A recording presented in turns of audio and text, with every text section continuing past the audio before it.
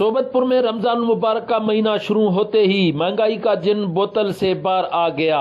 रोजमर्रा की अशिया आसमान से बातें करने लगी। मुनाफाखोरों ने अवाम को दोनों हाथों से लूटना शुरू कर दिया।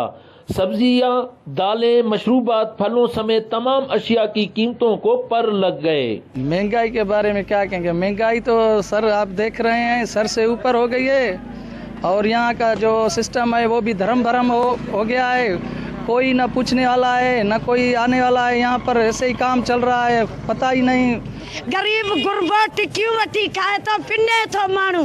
सब्जी किया सब्जी सफ़ा काथे अढाई काथे 4 काथे 5, आलू 50 रुपए किलो हलाई तो बाछा ॿुध सही असां सही पंजी ॻाल्हि। 150 टमाटर हलाई थो, मीटर कपड़े जो काथे 200 काथे 250 काथे 300।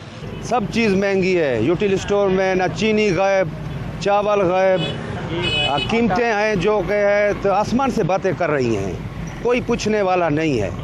गुजारिश है कि रमज़ान में सस्ता बाजार पैकेज दें। शहरियों ने commissioner Nasirabad, deputy commissioner Sobatpur से मुतालबा किया है कि शहर में प्राइस कंट्रोल कमेटी को फाल किया जाए और सस्ता बाजार लगाकर अवाम को रिलीफ फराम किया जाए।